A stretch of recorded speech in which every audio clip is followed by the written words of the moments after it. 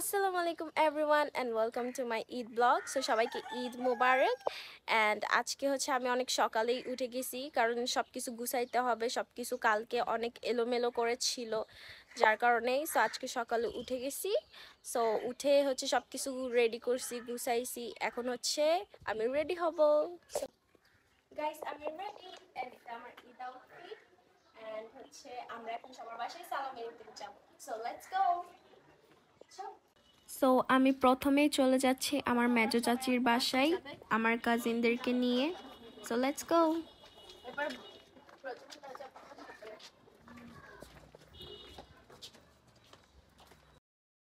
মেজো চাচির বাসায় আমার ভাবি আমাদেরকে হালিম সার্ভ করলো ভাবির হালিমটা অনেক টেস্টি হয়েছিল আমাদের বাসার পাশে আরেকটা চাচি আম্মু আছে এখন আমরা ওনার বাসায় যাচ্ছি তো তাদের বাসায় আমাদেরকে নুডলস এবং কোক দেওয়া হলো থ্যাংক ইউ এন্ড নুডলসগুলোও অনেক টেস্টি ছিল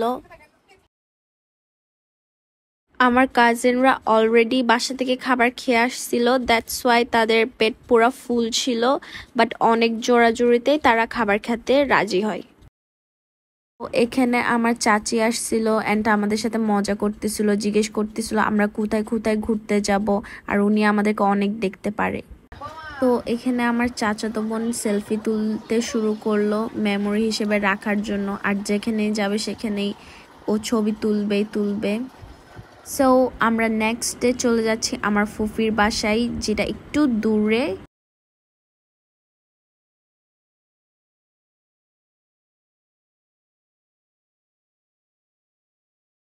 রাস্তা দিয়ে হেঁটে যাওয়ার সময় দেখলাম যে একটা জাম্বুরা গাছ জাম্বুরাগুলো দেখতে অনেক সুন্দর লাগতেছিল এটা দেখে আমার অনেক জাম্বুরা খেতে ইচ্ছা করতেছিল আমার হাঁটতে অনেক বিরক্ত লাগতেছিল এটা না যে আমার হাঁটতে ভাল লাগে না আমার হাঁটতে অনেক ভাল লাগে কিন্তু এই কড়ার রোদে আর মেকআপ নিয়ে লাইক অনেক বিরক্ত লাগতেছিল সামনে একটা রেড কালার কার্ড দেখে আমি মজা করে পোস্ট দেওয়া শুরু করলাম আর আমি পোস্ট দিতে দিতে আমার কাজিনরা আমাকে ফেলে চলে যাচ্ছিল কিন্তু আমি তো তাদেরকে আমার আগে যেতে দিতে পারি না তাই আমিও জলদি হাঁটা শুরু করলাম এবং তারা আবারও আমার পিছে পড়ে গেল এন্ড এই জায়গায় আসার পরে আমি একটু শান্তির বাতাস পেলাম বিকজ আশেপাশে অনেক গাছপালা ছিল guys just look at the view অনেক সুন্দর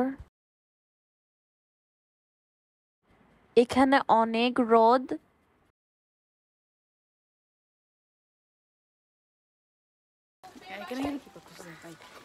তো ফাইনালি হাঁটতে হাঁটতে ফুফির বাসায় চলে আসলাম সো আমরা ফুফির বাসায় গেলে কিচ্ছুই খাবো না একদম জোর করলেও কিছু খাবো না কারণ আমাদের পেট একদম ফুল জাস্ট ওনাকে দেখেই চলে আসবো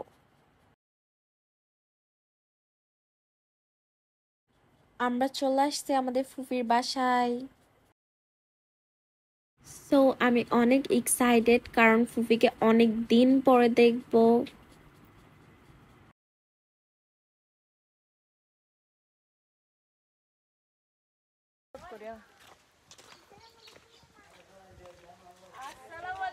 অনেক দিন ধরে ফুফির সাথে দেখা হয় নাই আজকে ঈদ উপলক্ষে ফুফির সাথে দেখা হয়ে গেল ফুপি কিচেন রুমে কাজ করতেছিল এন্ড ওনার হাত ভেঙে গেছিল তো ওই ভাঙা হাত নিয়ে উনি কিচেন রুমে কাজ করতেছিল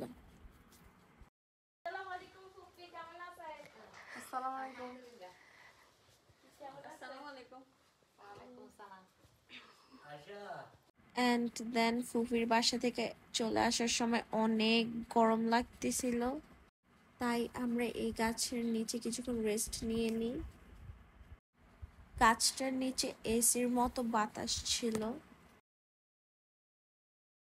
সো কিছু দূর হাঁটার পরে দোকান থেকে একটা টাইগার কিনলাম অনেক চিল করে টাইগারটা খাচ্ছিলাম কিন্তু এরা তো আমাকে শান্তিতে খাইতে দিবে না এটা আমার একটা টাইগার কিনছি নিজের ঈদের সালামি দিয়ে সেটাতেও ভাগ বসাতে আসবে ওদের সালামি দিয়ে কিনতে পারলে কিন্তু সালামিটা ঠিকই জমায় রাখছে তো আমার একটা কাজিন বলতেছিল ওর নানুর বাসায় যাওয়ার জন্য তো আমরা ওদিক দিয়েই যাব দেখেন ওরা আবারও আমার টাইগার নিয়ে টানাটানি করতেছে সো আমরা আমাদের কাজিনের নানুর বাসা থেকে ঘুরে ফিরেই চলে আসি।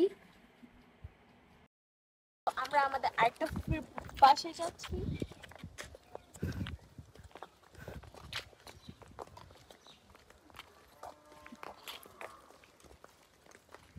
এখন আমরা অলরেডি চলে সো আমরা গল্প করতে করতে আমাদের ফুপির বাসায় চলে আসি।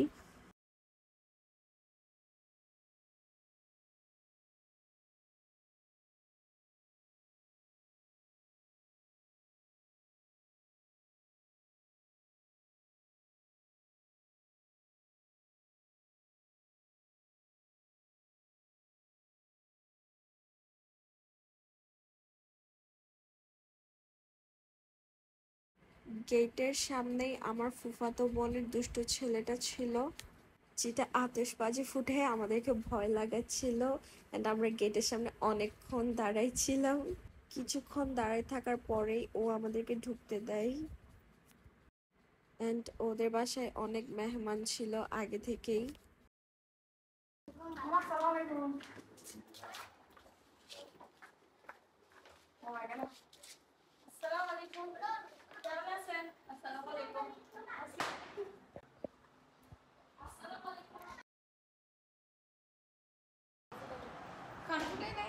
আমাদেরকে অনেকগুলা নাস্তা দেয়, কিন্তু আমরা খেতেই পারছিলাম না মোটেও। নেক্সট আমরা চলে যাই কাছে একটা ফুফাতো বোনের বাসায়। সো আমরা ফুফাতো বোনের বাসায় যেই নাস্তা খেতেই চাই না, তাই আমাদেরকে গাছ থেকে বড়ই পেড়ে দেয়।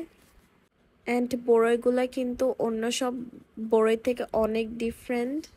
সো আমি চলে যাই বড়ইগুলা নিতে। এই যে দেখেন বড়ই, এই বড়ইটা আমি আগে কখনো খাই নাই, বাট আমার অন্যান্য কাজিনরা খাইছে। ফ্রুটটা টেস্ট করার জন্য আমি অনেক কিউরিয়াস ছিলাম। আমার কাজিনরা বলতেছিল যে আগেরবার যখন খাইছিল তখন নাকি আরো মজা লাগছিল, এবার একটু টেস্টটা কম লাগতেছে কারণ ফ্রুটটা একটু কাঁচা, তাই ফ্রুটটা খাওয়ার জন্য সবাই টানাটানি করতেছিল।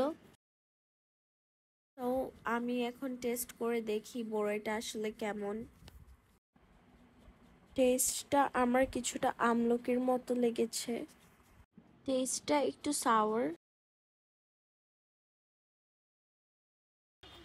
সো এখন আমরা বাসায় ব্যাক করব, বিকজ আমরা অনেক টায়ার্ড। সো আজকে আমরা বেসিক্যালি আশেপাশের জায়গাগুলোতেই গেছি, তেমন দূরে কোথাও যাইনি। অ্যান্ড বাসা থেকে আম্মু কল করছিল, বাসায় নাকি অনেক মেহমানরা সবাই আমাদের কথা জিজ্ঞেস করতেছিল আমরা কোথায়। সো আম্মু বলে বাসায় জলদি ব্যাক করতে, আর কোথাও যেন ঘুরতে না যাই। বাসায় যাওয়ার সময় আমার ফ্রেন্ডের সাথে দেখা হয়ে গেল, সেও নাকি বাসায় চলে যাচ্ছে। তো বাহির থেকে ঘুরে আসার পরে দেখতেছি বাসায় অনেক মেহমান আসছে। তো ওই মেহমানদেরকে সামলাতে সামলাতেই হচ্ছে 7:30 বেজে গেছে। তো আমি গরম গরম কিছু ফুচকা বানিয়েছি, আপনি ওগুলাই খাবেন। ফুচকাগুলো দেখতে অনেক জুসি লাগতেছিল। ফুচকাগুলো খেতেই যাচ্ছিলাম, খাওয়ার সময় একটা মজার ঘটনা ঘটে।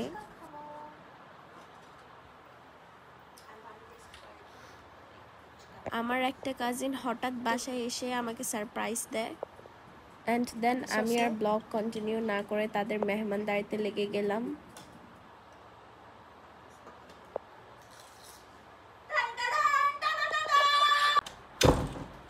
গাইস ফাইনালি আমি একটু ফ্রি হলাম, এখন পর সব মেহমান চলে গেছে।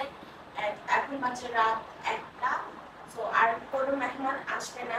হঠাৎ করে আমার কাজিনরা এসে সারপ্রাইজ দিছিল। আমি তো মনে করছি ওরা আসবে না, ওরা বলছিল যে ওরা আসবে না, আমার সাথে প্র্যাঙ্ক করছে। যাই হোক আমি অনেক খুশি হয়ে গেছিলাম ওদেরকে দেখে। সো গাইস আমি আমার ড্রেস চেঞ্জ করে ফেলছি কারণ অনেক টায়ার্ড লাগতেছিল। এখন আমি আপনাদের দেখাবো যে আমি তোদের সামনে কত লাগতেছি।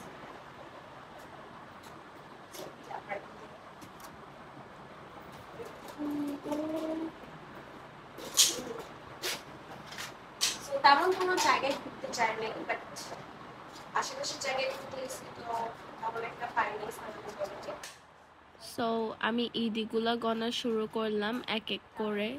যদিও আমি আশেপাশের জায়গাগুলোতেই ঘুরতে গেছিলাম, এই কয়েকটা আত্মীয়র বাসায় ঘুরেই আমার টোটাল ঈদি হয় 1220 টাকা।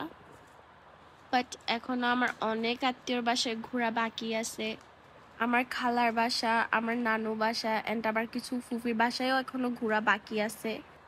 তাদের বাসায় ঘুরলে আমার আরো অনেক ঈদি হতে পারে।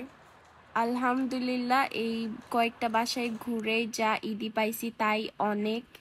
সো বেসিক্যালি আমি এখন ঘুমায় যাব, অনেক টায়ার্ড লাগতেছে। সো আল্লাহ হাফেজ।